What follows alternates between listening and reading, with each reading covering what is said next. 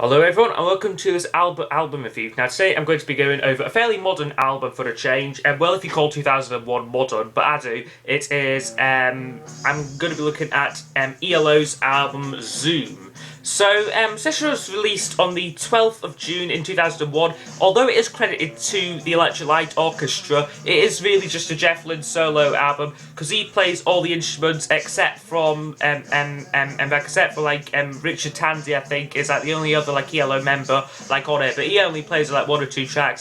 This is pretty much all just Jeff Lynne playing like all the instruments like himself. And reason why it might be like called like ELO was because Jeff had just recently got like the rights to like use the ELO name like exclusively. Like I think Bevan had like sold his share. He wasn't bothered about like it anymore, so he gave Jeff Lynne the rights to use it as ELO. And like he probably called this album ELO to to maybe like make it a bit more like appealing and like more commercially successful. But like in theory anyway, but in practice that didn't happen, and like it really didn't make that much of a difference.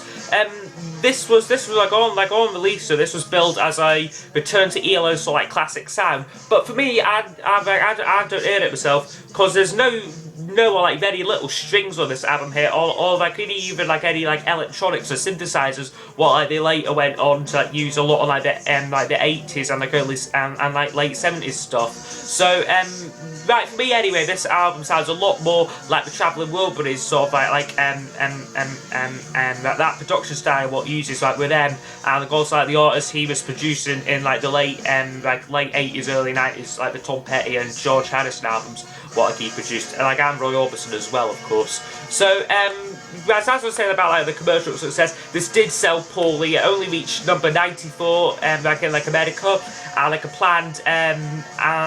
planned American tour was cancelled, probably due to low ticket sales.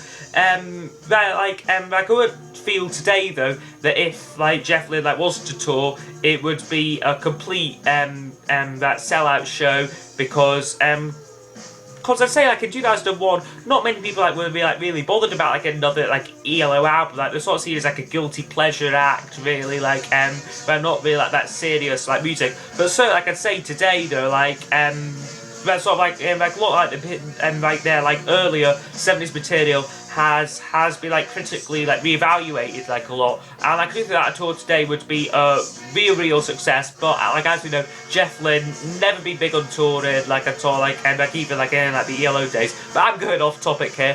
Back to this album's commercial success. It did fare a bit better in Britain though. It got to number 34, but it certainly wasn't terrific compared to ELO's albums in the 70s, where they were that top 5 albums right from say Face of Music right through New World Record right through to Secret Messages. They're all really successful albums.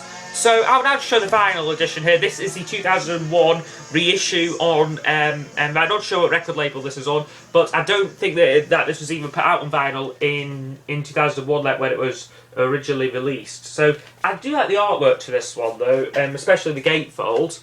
And so in here there's writing and also who plays on all the tracks, but it's just mostly it's pretty much all just Jeff Lynne, apart from a few guest guest stars, what I'll talk about a bit later. This is on double vinyl. One of the vinyls is on the record player now, but they're both pretty much the same. Well, exactly the same really. And they just come in these black sleeves, and I do love the record labels, so that's really nice. Sort of similar thing to Armchair Theatre, but he's got that same sort of vinyl design and the way that they're laid out. So I do like this a lot. I'll now get on with going over all of the album's tracks now. So opens up with a song called All Right, which this is a really great song, really good rock and intro, just really intense, high energy, powerful song. This is curious thing about this song though. It is on the best of ELO CD, the All Over the World CD. Not entirely too sure why it was. Probably just to give this album some representation on that CD, on the greatest hits collection.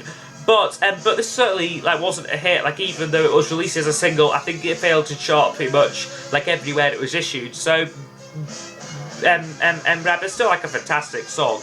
Following that is Moment in Paradise, which is a lovely ballad, really, really great song. Ringo Starr plays drums on this track. He's he's like one of like the guest stars on this album, and like I like this song's just really, really good. State of Mind follows it, which opens up with a really fantastic riff, like really, really great, great guitar riff. I like it's just like another fantastic rocker. I mean, and like great guitar work on like this one, and also like throughout the whole album, like Jeff Lynne is like really like underrated guitarist, I feel. And then Sidewalk closes like this vinyl here, like as I sure mentioned, it's like a double vinyl. So so like the actual core album is split up into like into 3, and that's Just for Love.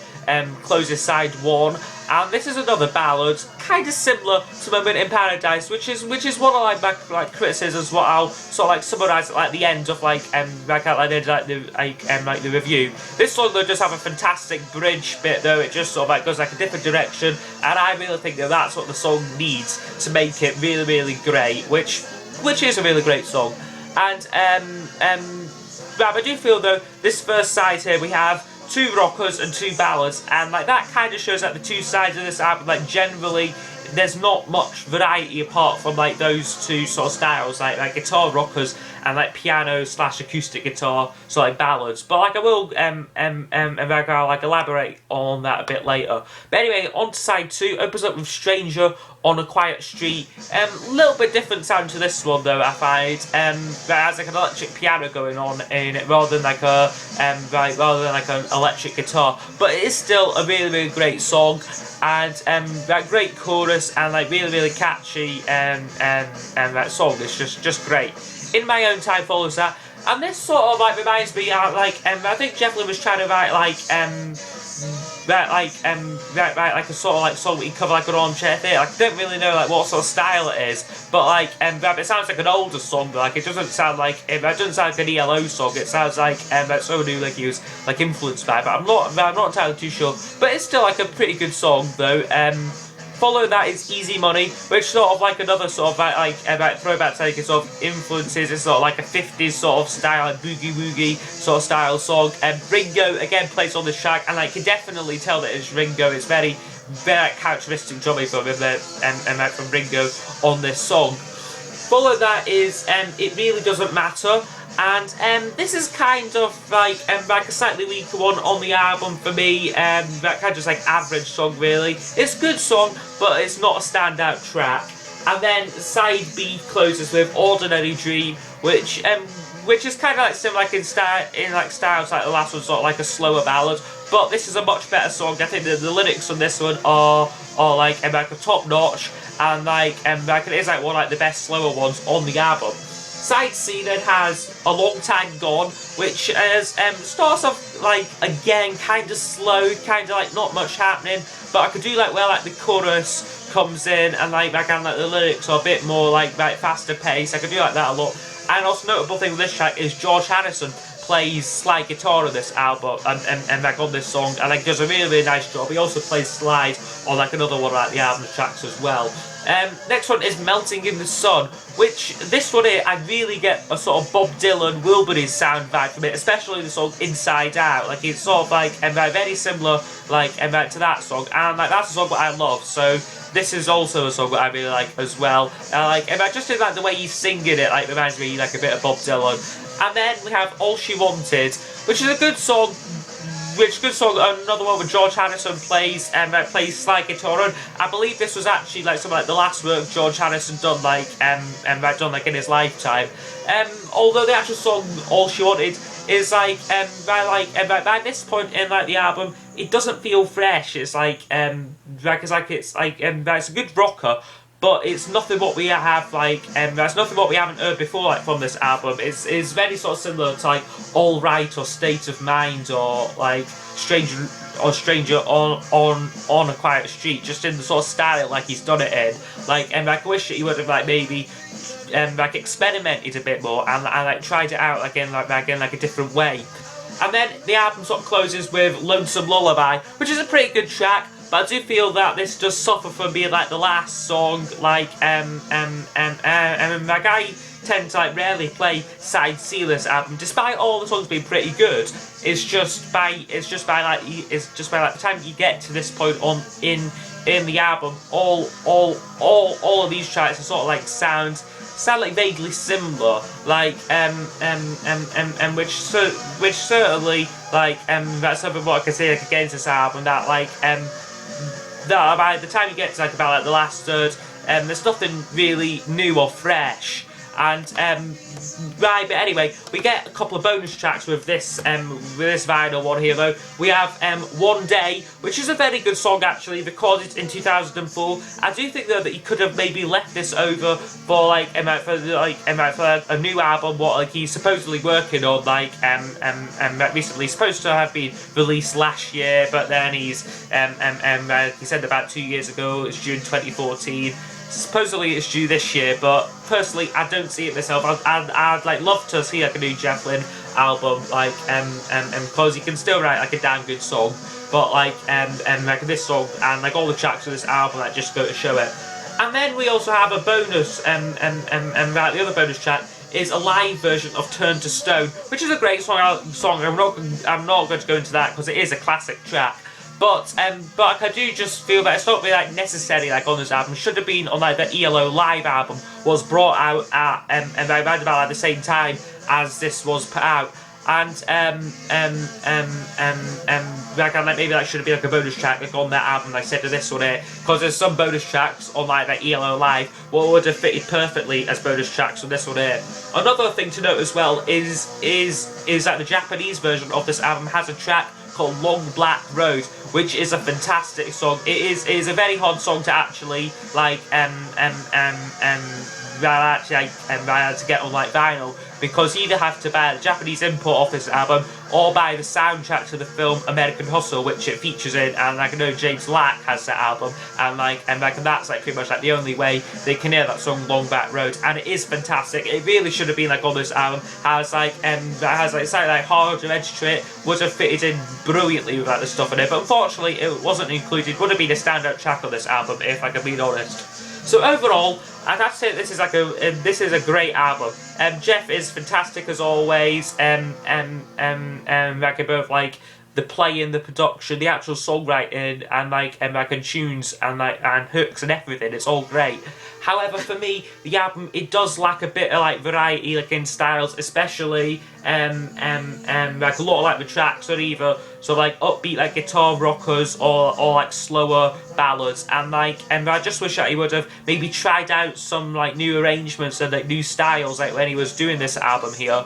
But like sort of like by side C, it does become a bit monotonous, like with like the same sort of thing what like you hear that same sort of like style of song what you hear in like a lot. So but I do really like though how like all the songs on this album though are like all quite short. They're all like under 4 minutes, and I kind of like the short, snappy, and like to the point. They don't meander on or like go on for too long, which is something what I really enjoy, and which is something what I really like. Like had he maybe cut down like on like some like tracks maybe to make it only like like say like 10 or like 11 tracks, then the song length would have been like increased, which would have been like pretty good for like some of the tracks, but for like some of like the other ones it would have maybe made them drag on like a little bit too long.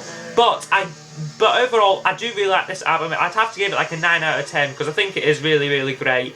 And I do really like look forward to Jeff Lynne's new album, what's supposed to be coming out soon. But like he's been saying that he's been working on like a new album for literally about 2 years, and like you've heard, like there's not been like any like official announcement of it yet. But I've still got like my fingers crossed that there will be one coming out soon, because I'd love to hear like new songs from Jeff, because he's great songwriter, great producer, like just a fantastic talent.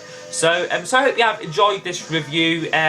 Please leave suggestions for future ones down below. I have got like a few what I'm wanting to do, but after that, like it's up to you like to decide what like I do. But I've got like a few ones what I want to do, like what I want to do first. Apart from that, please subscribe, please like the video, and I'll see you next time. Goodbye.